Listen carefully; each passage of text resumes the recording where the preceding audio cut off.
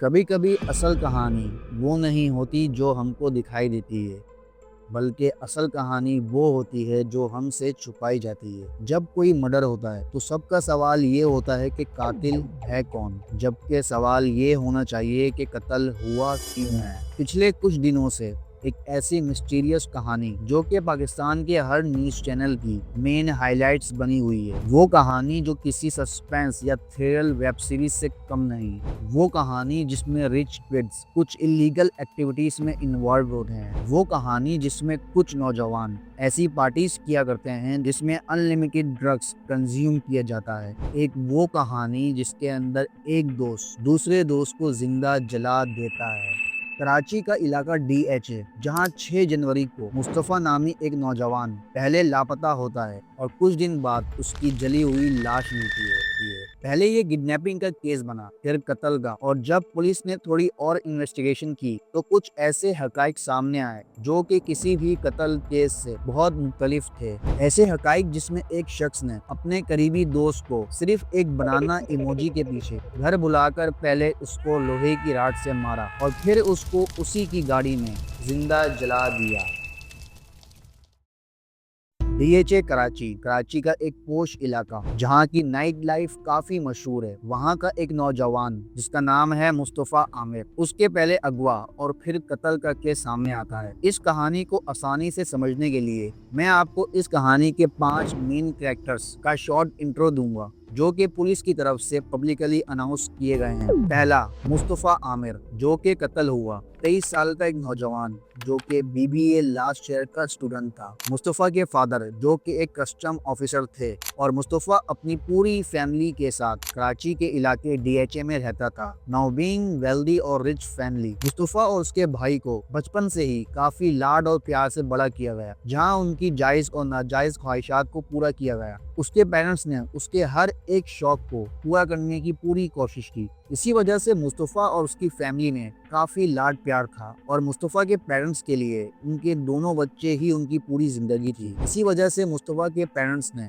अपने बच्चों के हर इंटरेस्ट को पूरा किया और मुस्तफ़ा के साथ भी यही चीज थी। This parents allow everything what he do, उसको पूरी फ्रीडम दी जो वो करना चाहता था। जिस तरह का मुस्तफ़ा का एक इंटरेस्ट था कार्स के अंदर, मुस्तफ़ा बहुत ही ज्यादा कार लवर था। उसके पास एक टोयोटा मार्क X थी जिसको वो मेनली ड्राइव किया करता था। इसके अलावा उसके पास मल्टीपल कार्स थी जिनको वो मॉडिफाई करके DHA ट्रैक पे जाया करता था। मुस्तफ़ा के पेरेंट्स उसके इस पैशन को काफी सपोर्ट करते थे। दूसरा, अरमगान कुरैशी जिस पर कत्ल का इल्जाम, जो कि 29 साल का एक लड़का है और वो भी कराची के इलाके DHA में रहता है। And also they belong very rich background. लेकिन यहाँ पर एक अजीब बात ये थी कि लाइक मुस्तफ़ा, उसके वेल्थ के बारे में सबको आइडिया था कि उसके फादर क्या करते हैं, वो क्या करता है, लेकिन अरमगान की वेल्थ का राज किसी को भी मालूम नहीं था। इसी वजह से अरमगान के आस पड़ोस वाले, उसके इलाके वालों का ये मानना था कि वो कोई शेडी बिजनेस करता है। नाउ अरमगान के ऊपर उसके आस पड़ोस वालों को शक तो था ही, लेकिन उसके फादर भी काफी पॉपुलर और बदनाम थे क्योंकि उनकी बातों और आदतों की वजह से इलाके वालों को वो साइको पेशेंट लगते थे। बेसिकली अरमगान और उसकी फैमिली पूरे के पूरे DHA में काफी बदनाम थी और लोग उनकी प्रेजेंस से तंग आ चुके थे। अरमगान के बंगलों में पूरे दिन कई गाड़ियां आया जाया करती थी। उसके घर से लाउड म्यूजिक और फायरिंग की आवाजें भी आया करती थी, जिसकी वजह से आसपास के लोग काफी डरा हुआ रहते थे। And one thing add on this story, Armaghan के घर की सबसे शेडी चीज ये थी कि उसके घर के बाहर हमेशा 100 से ज्यादा गार्ड्स तैनात रहते थे जो कि लेजेंडली आसपास के लोगों को भी अरेस्ट किया करते थे। सो अरमगान की फैमिली सिर्फ बदनाम नहीं बल्कि बहुत ही ज्यादा डेंजरस थी। And the big thing is कि अरमगान और अरमगान की फैमिली ऐसा क्या काम करती थी कि उसको 100 से ज्यादा गार्ड्स रखने की जरूरत पड़ी। तो ये सारी बातें उनकी फैमिली को काफी खतरनाक और माफिया टाइप फैमिली बनाती थी।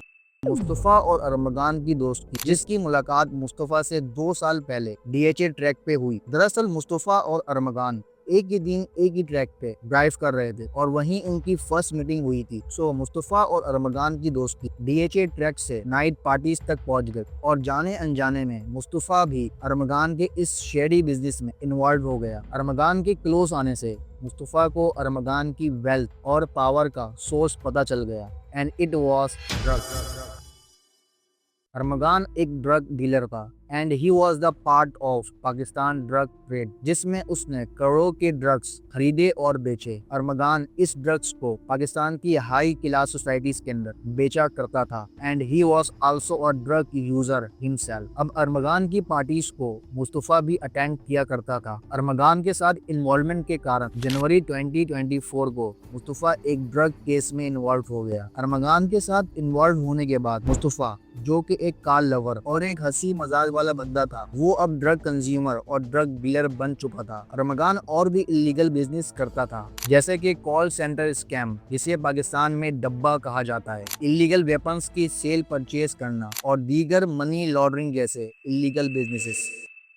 तीसरा शहराज, जो कि अरमगान का दोस्त है, जो कत्ल के टाइम अरमगान के साथ था, जिसके बारे में पुलिस रिपोर्ट के मुताबिक वो अरमगान का बचपन का दोस्त था और काफी टाइम बाद अरमगान से मिला था। अरमगान की वेल्थ और पावर से इन्फ्लुएंस होकर वो भी अरमगान के इलीगल बिजनेस में शामिल हो गया।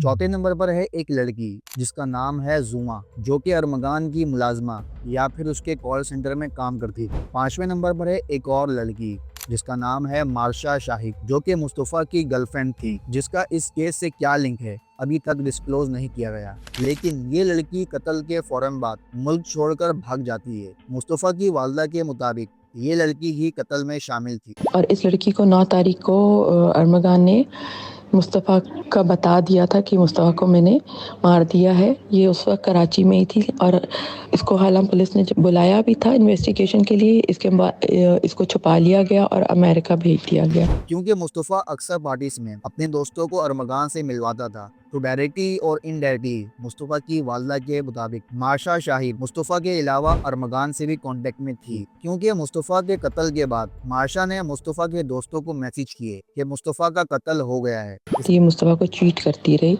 अरमगान के साथ, जिसपे मुस्तफ़ा बहुत गुस्सा था।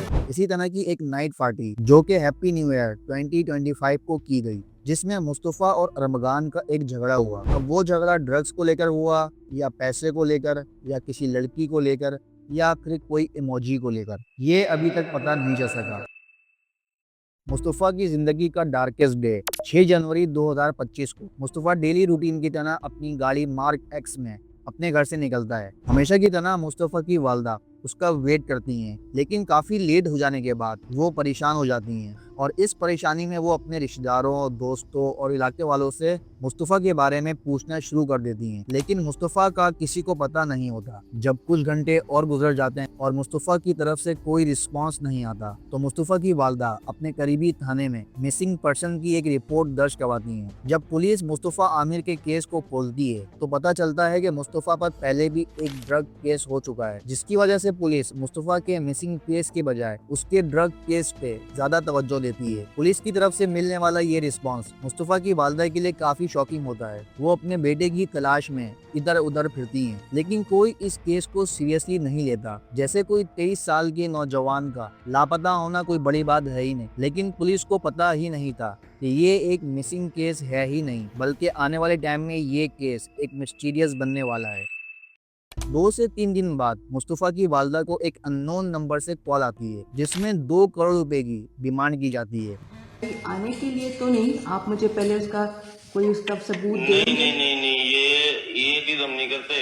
सबूत दें फिर उसको आगे दिया जाए, होशियारी की जाए, इस तरह नहीं होता। कितने पागल दिखते हैं हम। नहीं तो भाई इस तरह तो किस तरह से होगा फिर? किस तरह से मुझे पता होगा? मैं आपको अगर मैं आपको भेजूं स्क्रीनशॉट में भेजूं आपको, कितने लोग मुझे इस तरह से। मुस्तफा की वालदा थोड़ा हौसला पकड़ती हैं, क्योंकि उनको लगता है कि शायद मुस्तफा किडनैप हो गया है। मुस्तफा की वालदा वो कॉल पुलिस को दिखाती हैं, जिसके बाद पुलिस थोड़ा एक्शन में आती है। अब पुलिस मुस्तफा की आखिरी लोकेशन निकालने की कोशिश करती है, लेकिन पता चलता है कि Mustafa non PDA mobile use करता था और मुस्तफा की गाड़ी जो कि मार्क एक्स थी वो भी अनरजिस्टर्ड थी। फिर 12 जनवरी को हब के इलाके से लोकल पुलिस को एक जली हुई गाड़ी मिलती है और उस गाड़ी की डिग्गी में होती है एक लाश। पुलिस 4 से 5 दिन उसकी आइडेंटिफिकेशन चेक करती है, लेकिन जब लोकल पुलिस को कुछ पता नहीं चलता तो वो उस लाश को एबी को दे देता है और एबी उस लाश को लापता होने की सूरत में दफन कर देती है। हमें हमारी जो रजिस्टर में है इसकी 12 तारीख की एंट्री है, हमारे पास 12 तारीख को कराची में पहुंची है ये, और तकरीबन 16 तारीख को हमने जनवरी की इसको तदफीन कर दी थी, क्योंकि इसकी तस्वीर भी हमने नहीं ली, क्योंकि इसको लेने के काबिल ही नहीं थी, इसमें कुछ था ही नहीं। जिस हिस्से को लगाते वो हिस्सा राख बन जाता था। तो हमें तो ये था कि शायद इसका सर और इसके हाथ पाँव है ही नहीं, ये सिर्फ छोटा सा धड़ है जो हमें दिया गया है। उसको अमानतन हमने 4 दिन के बाद बलूचिस्तान पुलिस की जो मार्फत हमने इसको अमानतन तदफीन कर दी। फिर ये बात कराची पुलिस को पता चलती है कि हब के इलाके में कुछ इस तरह का इंसिडेंट हुआ है, जिस पर एक जुडिशियल मजिस्ट्रेट उस लाश को कब्र से निकाल कर उसके पोस्टमार्टम का हुक्म देता है ताकि उस लाश की आइडेंटिफिकेशन की जाए। जब डीएनए टेस्ट किया जाता है तो पता चलता है कि ये लाश मुस्तफ़ा आमिर की ही थी। अब हब का इलाका डीएचई से काफी दूर है, तो पुलिस ये समझने की कोशिश करती है कि आखिर मुस्तफ़ा वहां गया क्यों, या फिर उसे वहां कौन लेकर गया। उसके बाद इस केस के ऊपर स्पॉटलाइट डाली जाती है और डीप इन्वेस्टिगेशन की जाती है, जहां से पता चलता है कि 6 जनवरी को मुस्तफ़ा अरमगान के घर मौजूद था। राफे भाई, मैं थोड़ी देर अरमगान के घर जा रहा हूँ, वही काले के। तो एक काम करो ना, आप जिम से फ्री हो जाओ एक ही बार, फिर मेरे पास आ जाओ ना, या शावर वावर लेकर आ जाओ, जैसे भी इजी होकर आ जाओ। ब्रो मैं भी अब अपने हिसाब से खेलूंगा। अब देखो ऐसा है ना, तो बस सही है, अभी मैं भी एक तरीके से खेलूंगा इसके साथ। पुलिस अरमगान के घर रेड करती है। अरमगान पुलिस को देखकर बुखला जाता है और एक राइफल से पुलिस के ऊपर फायरिंग करता है, जिसके अंदर एक कांस्टेबल और एक डीएसपी शदीद जख्मी हो जाते हैं। पुलिस री अटैक करती है और कुछ देर की कोशिश के बाद अरमगान को पकड़ लेती है। जब पुलिस अरमगान के घर को इन्वेस्टिगेट करती है तो पता चलता है कि ये एक घर नहीं बल्कि एक पूरा किला है, जिसमें 50 से ज्यादा लैपटॉप्स, कई तरह की इलीगल नॉन लाइसेंस्ड वेपन, करोड़ों रुपए की crypto mining machine, 2 luxury cars, drugs, dollar और एक बायोमेट्रिक लॉकर। और ये एक घर नहीं था बल्कि एक क्लब था जहां नाइट पार्टीज हुआ करती थी।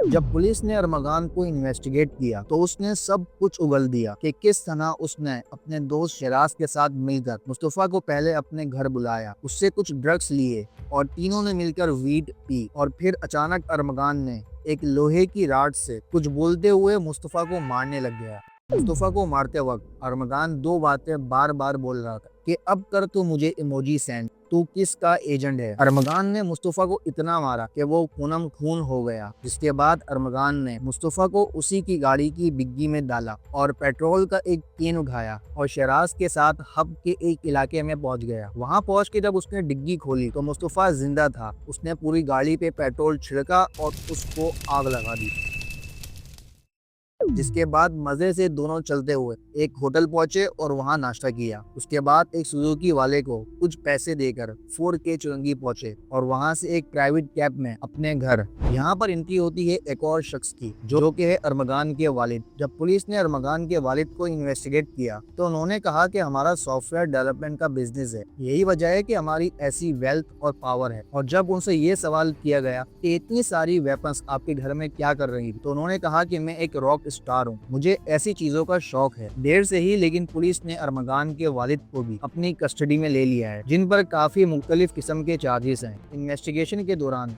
पुलिस को अरमगान के घर से 2 ब्लड सैंपल मिले थे, जिसमें से एक तो मुस्तफ़ा आमिर का था, लेकिन दूसरा था एक लड़की का जो है जुमा का। जुमा वही जो कि अरमगान की मुलाजमा या फिर उसके कॉल सेंटर में काम करती थी। अरमगान और शराज ने ये भी इंकिशाफ किया है कि वो जुमा पर तशद्दुद किया करते थे, उसका सेक्सुअल अब्यूज किया करते थे, उसको टॉर्चर किया करते थे। शराज ने ये भी बताया है कि 6 जनवरी को मुस्तफ़ा के आने से पहले अरमगान ने जुमा को बेदर्दी से मारा था। जुमा जो कि अब सेफली पुलिस की कस्टडी में है। ये केस पाकिस्तान के उन मुश्किल और पेचीदा केसों में से एक बन चुका था। सोशल मीडिया के ऊपर #जस्टिस फॉर मुस्तफ़ा आमिर के ट्रेंड स्टार्ट हो गया, जिसके बाद कोर्ट और पुलिस के ऊपर काफी प्रेशर था। मेरे बेटे का कत्ल किया, उसने वजिया आमिर के बेटे का कत्ल किया। उसको क्या लगा था कि वो निकल जाएगा, वो बच जाएगा। मैं उन कमजोर माओ में से कभी भी नहीं थी, ना मुस्तफा कभी कमजोर था। मुस्तफा भी उसके हाथों अगर कत्ल हुआ है तो मैं भी ये मेक श्योर करूंगी कि वो अपनी सजा भुगते, उसी तरह उसको मारा जाए जिस तरह से उसने मेरे बच्चे को अजियत दी। फांसी भी उसके लिए बहुत छोटी सजा है। उस नशई को आप नशई क्यों कह रहे हैं, जो बलोचिस्तान तक का रास्ता जानता था, गूगल मैप के बगैर पहुंचा, वो कौन से नशे में था? मैं उसको नशा ही नहीं मानती हूँ। ये मेरा प्री प्लान मर्डर था बच्चे का। आप लोग इस बात पे डॉट्स जोड़ें। वो एक मंसूबा बंदी करके कत्ल किया उसने मुस्तफा आमिर को ट्रैप करके कत्ल किया, उसने मेरे बेटे का जारहाना कत्ल किया। मैं इसलिए आप लोग से रिक्वेस्ट करती हूँ, आप लोग जिस तरह मेरे साथ चल रहे हैं, जिस दिन से मैंने ये अपने लिए स्टैंड लिया, अपने मुस्तफा के लिए स्टैंड लिया, इसकी सजा इतनी दर्दनाक होनी चाहिए, इतनी दर्दनाक होनी चाहिए कि इसको बार बार फांसी दो, इतनी दफा फांसी दो। क्योंकि अरमगान पहले भी अपने पैसे और पावर के बल पर काफी केसेस से छूट चुका था, लेकिन इस बार ऐसा कुछ भी नहीं होने वाला। जब एडीसी एंटी टेररिज्म कोर्ट के जज ने इस केस को पब्लिक और सोशल मीडिया की प्रेशराइज की वजह से एडीसी 1 से एडीसी 2 ट्रांसफर कर दिया, जिसका मतलब है कि इस केस की हेयरिंग एक नए जज के सामने होगी। इस केस के चलते हुए पाकिस्तान का एक बहुत ही बड़ा ड्रग रैकेट एक्सपोज हुआ है, जिसमें पाकिस्तान के जाने माने एक्टर साजिद हसन का बेटा साहिल हसन।